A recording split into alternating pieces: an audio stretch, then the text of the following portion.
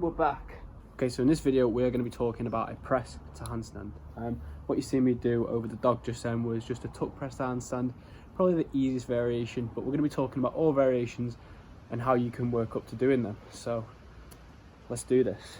So just before we get into this video, I want to quickly add a sort of mindset of how to approach your press to handstand. Do not approach this thinking that you're going to get it in a week's time, because it's just not going to happen. I know I'm talking fast right now, but I want to keep you engaged because this is actually really, really important. So when you learn to press to handstand, you need to be consistent. You need to do this day in, day out, stretch, work on something that works towards your press to handstand every single day. And I promise you, that's how you're going to get it as fast as possible. That's how you're going to get it looking like those beautiful press handstands that you see on Instagram and all that stuff. So yeah, anyway.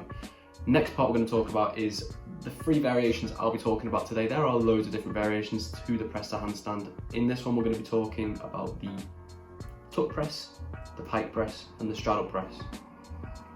So these are all classed as straight arm press to handstand. So I want to talk about really 3 different elements we have to the press to handstand. We've got strength, mobility and movement.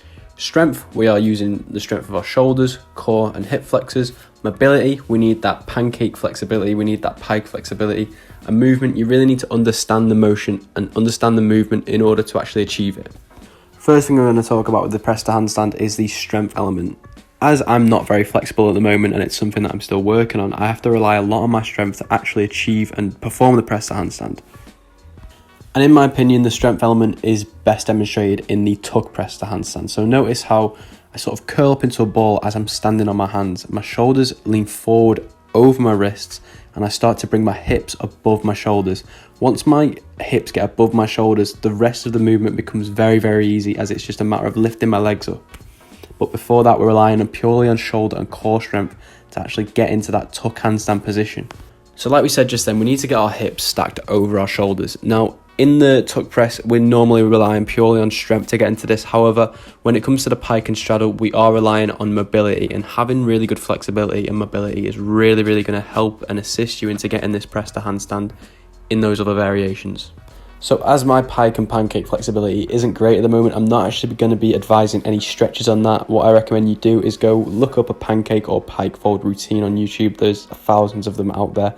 I'll link a good one in the description. I'll find one for you. If you're not working on strength on a day, then work on flexibility. Even if it's just 10 minutes at night time, it's really, really going to help to develop that ability to get your hips over your shoulders and really get that compression to get to your press to handstand.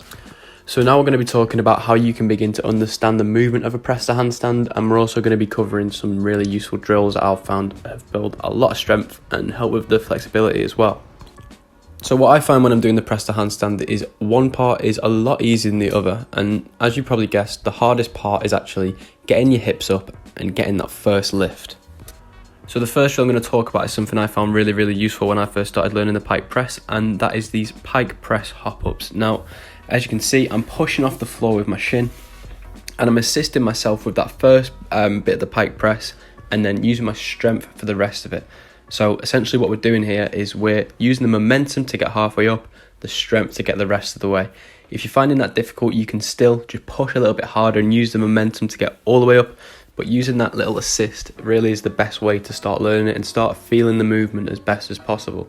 So the next drill I'm going to be covering are pike press negatives. Now these are super, super, super effective. I recommend no matter what drills you choose to use, include this one. It's really, really, really important. It's going to build strength, it's going to help with the flexibility, and it's also going to help you feel the pike press movement in reverse.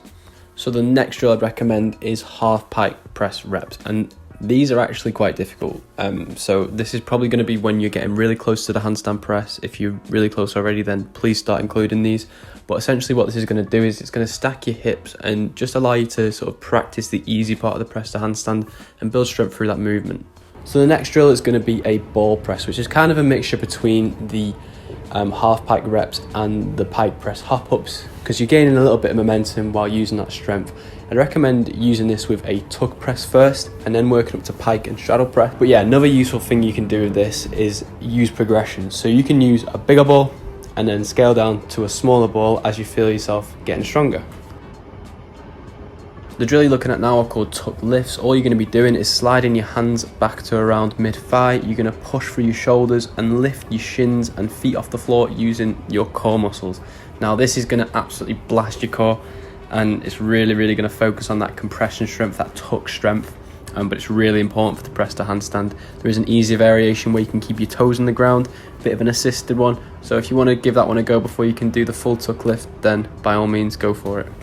So the final drill I'm going to display in this video are going to be tuck jumps. Now these are mainly targeted to getting your tuck handstand and not so much handstand press. But the tuck handstand is really important, especially if you want to work up to your handstand press and have a really strong press to handstand. Of course, as you can see, when I'm jumping up, I'm coming straight back down again, but if you can get a little hold at the top, really try to squeeze your knees in towards your chest as you get to the top. That's really going to help. Now guys, like, subscribe, and stay tuned for another video. Done it! Right.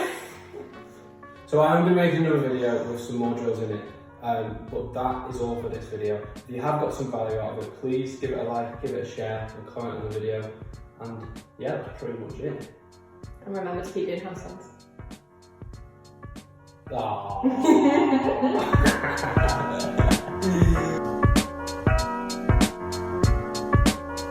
You could I would really appreciate it if you could like the video and subscribe to the channel.